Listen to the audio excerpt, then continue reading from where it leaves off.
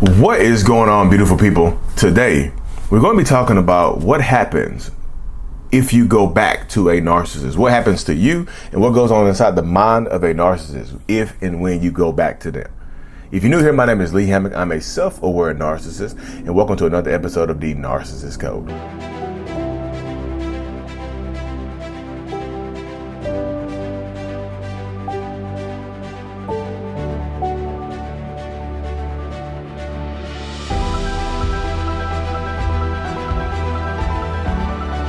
Boom. Welcome back, folks. Yes, y'all.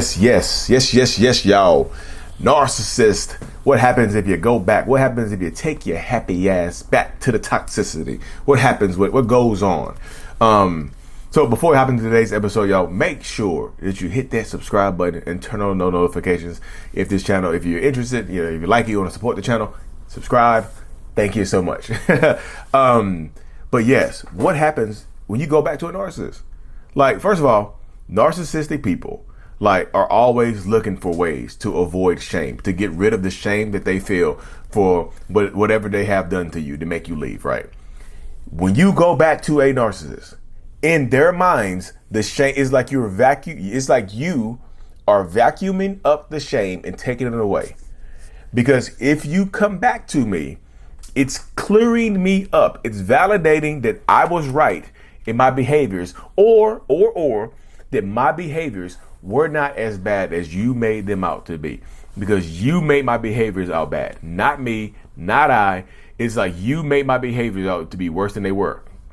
Because think about it right here. If my behaviors are so bad, then why did you come back? So the fact that you've came back to me just shows me that my behaviors are not as bad as you made them out to be. So thank you very much. That's the mind of a narcissist right there. That's what happens when you go back. That's why a lot of times when you go back, it might be good at first, but then it gets worse. Then it gets worse because now they feel like they can do whatever they want to do. Now they feel like they have a new baseline of the relationship. Now they feel like they can do and say whatever they want to do and say because they feel a certain type of way about it, right? They feel like this is how it goes. Like, okay, like you forgave me, you came back, so I'm not as bad as I thought I was. Thank you for absolving me of all the stuff that I feel inside. There you go right there. That's the mindset. That's the mentality. That's how narcissist minds work right there. It really is. So I'll be trying to help people out. I try to hope that people, see and feel and understand what they're going through. But like when you go back, this is how narcissists feel. They feel like, okay, cool. I'm good. I'm fine. I'm not as bad as they made me out to be, right? But on the other hand, on the other side of things, you, in your mind and survivor's mind, you might feel good at first, right? Because the pain of the trauma bond is so tough, right? So many people understand that the pain of that trauma bond is damn near, it's devastating. It feels like you're hooked on drugs, and when you leave this person and you go no contact with this person, the relationship is over. They broke up with you, however it ended. You are just feeling horrible. You're like, I'm hurting. I can't breathe. I can't talk. I can't see straight. I can't eat, or I'm eating too much. I don't want to get out of bed. I just can't calm down. I miss this person so much. I feel like I'm dying inside. So it's just like you need a hit of your drug, and that narcissistic person has become your drug of choice. They are your drug of choice in this situation right here. Like narcissism, the drug of choice, and you just like you sniff it up, you inhale it. Damn near, you might want to, how people take it. Narcissism might be a damn suppository for you right now. You might take it that way just to get it into your system. You know what I mean? That's how it feels to a lot of times. It feels like you're just breaking an addiction. It's like you just shivering and shaking and cold. I need more blankets. I need less blankets, whatever it is. So when you go back, you might feel good at first. You get your hit, you get your high. They talk to you. You're feeling good. You're feeling decent, right? You're like, oh, thank goodness the pain is gone. But guess what happens? That goes away. That goes away as well. You got just like doing a regular drug, I reckon. Like you got your hit, but that high goes away and you realize you're back in the toxicity again because their behaviors go back to normal. See, if you don't believe me, see part 1 of the video. I talk about how narcissists feel. Their behaviors go back to normal or they get progressively worse, and now you feel bad again. Now you feel bad again. Now you're angry at yourself. Now you're angry at them. Now you feel down and out. So now you're in a dark place again. Now you're not eating. Now you're not like, so you're feeling the same way, the same side effects. So guess what happens? In order to feel better, you leave or you get discarded again. And then guess what happens? You feel good at first, and then you start feeling bad again. Like, oh my goodness, the drugs. I need another hit. I need another hit. So you go back again. That's the cycle. And the more times you go back, a lot of times the more addicted you get, the more the hit you need. And the more times you go back, the chances of you risking things that are going to trap you there forever, getting babies, getting sick, getting unalive, they're going, like that type of stuff right there. It can't happen. It becomes the opportunity arises that this type of stuff can happen. And so that's why I'm trying to protect somebody in these situations right here, right? That's what I'm just trying to do, trying to tell people that this is a possibility. When you go back, you're going to feel like you're breaking a drug addiction. And like I said, when you leave, you hurt. When you go back, you hurt. Going back hurts. That's going to continue to hurt. Leaving, that pain can subside. That's why I tell people, just like, if you can fight through the pain of being hurt when they're gone, when you are outside of the relationship, you can win. You can break the trauma bond. But like I said, when you go back, you might feel good at first. But that narcissistic person, they're going to feel great because they feel like they've been validated completely. They've been absolved of everything that everything that anybody has said that they've done wrong. They feel absolved of it because now the way the situation is gone, now the way things have shaken out, you came back, regardless of what happened, regardless of what I've done. I got 3 kids on the way. Cool. Who cares? You came back to me. I cheated and got pregnant by somebody else. Cool. Who cares? You came back to me. So you absolved me of my guilt. You absolved me of my regret. You absolved me of my remorse. It doesn't mean I'm going to be a better person. It just means that you absolved me of it. So what happens when you go back? What happens when you continuously go back? Another thing that happens when you go back, you tend to like, and this happens to a lot of people as well. The more times you go back, the more your support system starts to wane. You know, the more people that were rooting for you, the more people that were supporting you, they start to kind of be like, well, damn, like we were rooting for you. You know, the Tyra Banks meme, I was rooting for you. We all were. That's the type of stuff that happens right there. They were rooting for you, and then stuff started to happen, and it beat you down, right? It mentally beat you down, emotionally beat you down, it physically beat you down. This type of stuff happens, you know? That's why I just tell people, in these situations, in these dynamics, in these scenarios, like you're going to lose more than you gain in toxic relationships.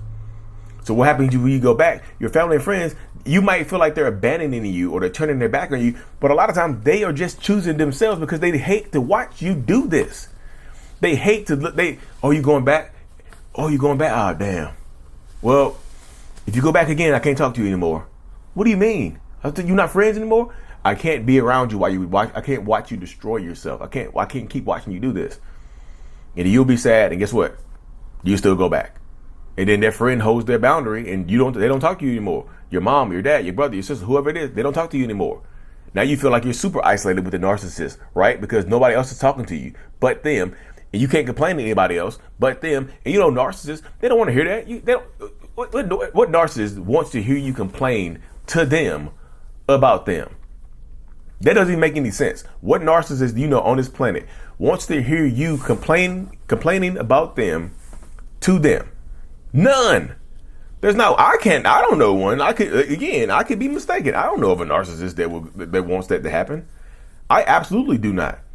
So that's what I'm telling you. You have to start rooting for yourself. You have to start rooting for the victory within yourself. This is on you. It falls onto you. You have to want to win. You know. When you go back, sometimes when you go back, you feel a lot of shame too. When you go back to a narcissist, you feel a lot of shame. They feel pride. The opposite. The more you go back, the more shame you feel, the more pride a narcissist feels because they like, damn, look what I did. I can get away from that. I just feel so strong, so powerful. Look at all the stuff I put this person through, and they still came back to me. Yeah. You feel ashamed. So guess what happens when you are feeling ashamed of going back? You don't even tell your friends and family you go back. Now you're hiding your relationship. Because you feel so much shame because you went back to the toxicity. And now you told people you weren't going to go back. You told people everything that you were experiencing. You told people everything that you were going through. And guess what happened? It started to go downhill. And now you feel horrible. Now you feel bad. You see what I'm saying? That's what I'm saying. Like, y'all can keep moving forward. You can keep empowering yourself. You can keep doing everything that you need to do. But you keep having to take those steps. You absolutely do. Like, you can power yourself up, because the more you go back, the harder. Sometimes people are like, I'm pretty sure that a lot of y'all have heard the phrase, well, keep going back until you get tired. Keep going back until you had enough. Sometimes that's what happens. It has to happen. You keep going back until you get tired and just embarrassed and ashamed enough that you're like, I'm done. But that could take decades. Imagine going decades, wasting decades of your life going back to a relationship that you think that can end at any moment. Where's the peace? Where's the happiness? Where's the joy in these situations? You have to pick. You have to choose in this situation. You have to choose peace. You have to pick peace. You have to pick joy in this situation. You have to choose it. It ain't gonna come find you. You have to go seek it out. Sometimes you have to seek out joy. You got to seek joy. Where's joy? I got to go find it. You got to go find joy. That's the crazy part about these situations right here, y'all. That's why I be rooting for all of y'all. I really do be rooting for you. I really be rooting for you. I want y'all to win so damn bad. It's kind of crazy how much I want y'all to win. But you have to want yourself to win more. You absolutely do. You have to want yourself to win more than I want you to win. Because otherwise, then I'm rooting for you more than you. You have to want to win, because the more you go back, the harder it's going to be for you to win. Because the more you go back, the more kids you might have. The more you go back, the more property you might buy, the more loans you might get in your name, the more apartments you might sign for them. You might co-sign for a car. The more you go back, the more that you feel like you're going to have to do to prove yourself. Because the more you go back to a narcissist, they make you prove yourself. Because they're look, if you are the one that left the narcissist, or even if they discarded you sometimes, they always feel like you're going to leave again. So they think you got one foot in and one foot out the door. So they're going to keep making you try to prove yourself to them. You're going to have to prove yourself. You want to be here for good? You want to be here for real? Show me. Prove yourself to me. Sometimes they're going to make you discard your friends and family. Delete your best friend's number right now. I've been friends with them for 30 years. Delete it right now or get out of my house. You delete that number. You block them. You no longer in contact with your friends and family members. I don't ever want you talking to your mom again. But my mom's sick. She only has a short time to live. I don't care. Me or her, you block your mama. I've heard y'all believe this sounds outrageous. I've heard these situations before. Y'all believe me when I tell you this. I've talked to thousands of survivors and thrivers over the last 3.5 years that I've been doing my coaching calls. I've heard these type of stories. I'm telling you what the type of stuff that does happen. They make you prove yourself to them. They make you prove yourself to them, and it sucks.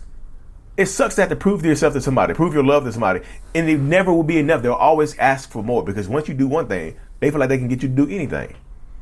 They'll always be making you want to prove yourself, because they think you're going to leave. I feel like you're going to leave me again. Prove yourself. Give me a baby. Marry me. Buy this for me. Sign this for me. They make sure that you get stuck. Tattoo my name on your neck or your face.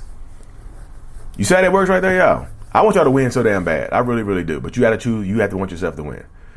All right, y'all. If you like this video, make sure you subscribe to the channel. We closing in on 500,000, which is insane, y'all. Let's see if we can hit that before the end of 2024. I really appreciate every one of y'all. And also, before you go, September 14th, in less than 2 weeks, we're having our very first in-person workshop this year in Washington, D.C., September 14th. You can find the information at mentalhealness.net/events, or you can go to mentalhealness.net and scroll to the bottom, and it's at the bottom of the page. mentalhealness.net/events. You can find our event in Washington, D.C. on September the 14th. Get registered up. We will see y'all there. It's almost full. Get registered up. We will see y'all there. Mental Healness is out. Peace. Thank you so much for making it to the end of my video. I am extremely grateful for you. Have no idea.